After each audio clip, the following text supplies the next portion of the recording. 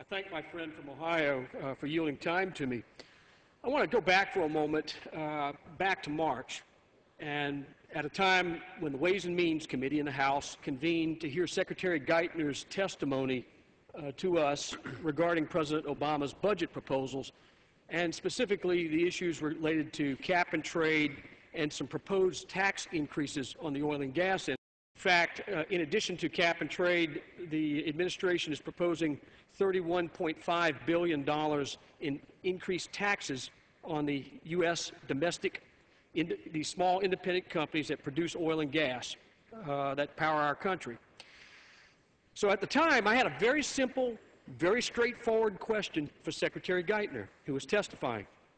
I said, Mr. Secretary, how many jobs will this kill, particularly on the Gulf Coast? The Gulf Coast, which is trying to recover from hurricanes, but yet at the same time has done a magnificent job of getting the oil and gas industry back up in the outer continental shelf and inland, our refineries, to provide energy for our country. So I asked him simply, how many jobs do you intend to kill with this budget? And he could not answer the question. So I gave him a little time, and I followed up with a letter to Secretary Geithner. 2 or 3 weeks elapsed, and I received a letter today. And I have yet to receive an answer on how many jobs that they intend to kill, this administration intends to kill with its energy policy of cap and trade and increased taxes on the domestic oil and gas industry. Now, I know for a fact that we have about 1.5 million people directly employed in the oil and gas industry, and there are about 6 million additional folks who have jobs related to this, whether in manufacturing or in support services. So if we look back and we look at a time when a previous administration, Mr. Carter's administration, raised the windfall profits tax on the oil and gas industry, it devastated our domestic industry, and what happened? We became more dependent on foreign oil, and we saw price spikes in energy. So what's going to happen with this massive tax increase, compounded by cap and trade? Well, my prediction is we're going to see massive job loss. I was down in Louisiana for 2 weeks back during the Easter recess and toured and went along the coast and visited a lot of these small companies, companies that employ pipe fitters and welders, people who work on the boats, folks who do the electrical work on these rigs, the fabrication work. These are good-paying jobs, high-paying jobs with benefits. These are manufacturing jobs, the same kind of manufacturing jobs my friend from Illinois just spoke about. And our president says his goal is to save or create 3.5 million jobs before the end of 2010. I want to know a simple answer to the question I posed. How many jobs does this administration intend to kill with its energy tax proposals? It's a simple question. And I think the American people deserve an answer. And certainly the good, hard-working folks down in Louisiana and Texas and Alabama and Mississippi who supply a large amount of the energy that this country uses deserve a simple, straightforward answer from Mr. Geithner and this administration. Now, let me make one clear point here. You know, I want to quote something first. Let me quote something from this letter I received from Secretary Geithner. He says, I quote, "To the extent the credit," and he's referring to the tax credits that the oil and gas industry has had since 1913, "to the extent the credit encourages overproduction of oil, it is detrimental to long-term energy security."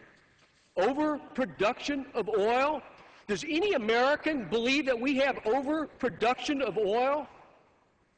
I'd like to know what planet the Secretary is living on. What kind of information is he getting, for God's sake? Now, I think it's also important to recognize that if we're going to have a reasonable and sensible energy policy that the American public can believe in, an energy policy that diversifies our sources of energy and utilizes oil and gas and utilizes clean coal technology and nuclear power, as well as green technology and alternative fuels, that's the kind of energy policy that we're promoting. That's the energy policy that the American people want to hear about. That's the energy policy that will unleash individual American genius to solve our problems. But if you're thinking about energy policy, our transition to that strategy involves natural gas as a diversified fuel, as well as expanding nuclear power. But keep in mind that 30 to 35% of the natural gas that this country uses comes from rigs, oil and gas rigs that were in the last 2 years. 35%. Now, I have to tell you that the rig count in the United States since September is down by over 50% and dropping because of these tax proposals. It's dropping, and that means we're going to have a shortage down the line of natural gas and oil, and we're going to become more dependent on oil from foreign sources, and we're going to become more dependent on liquefied natural gas being imported into this country. All the while, we're kind of like we're the Saudi Arabia of natural gas. We have a lot of natural gas reserves, but we're not utilizing them. And this energy policy that the President is proposing, these tax increases are going to devastate our industry, and we'll become more dependent. So, again, I asked President Obama and Secretary Geithner, how many jobs do you intend to kill with this policy? And I think the American people, again, deserve a straight answer. Again, we're talking about good, high-paying jobs across the board, manufacturing jobs, jobs that allow folks to buy homes, jobs that allow them to send their kids to college. Finally, let me just say that I believe it is wrong for this administration to deliberately pick winners and losers. It's the height of arrogance. What we ought to be doing with an energy policy is unleashing individual American genius to solve these problems. The same kind of genius that has solved many problems before in this country. One last thing I would like to mention is that back during the heyday of World War II, when this country was in a fight against Nazi Germany and the Japanese, and the concerns about energy were there, and there was a fight for oil reserves and so forth. There was also a fight to see who was going to get nuclear power first. And it was because this country had a well-developed manufacturing and refining system with all the chemical engineers and petroleum engineers that they were able to bring forth enough of the technical capability to win the race for atomic energy.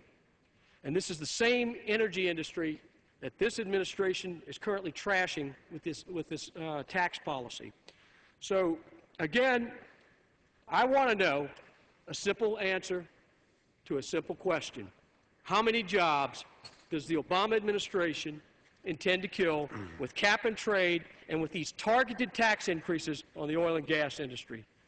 With that, I'll yield back to my friend.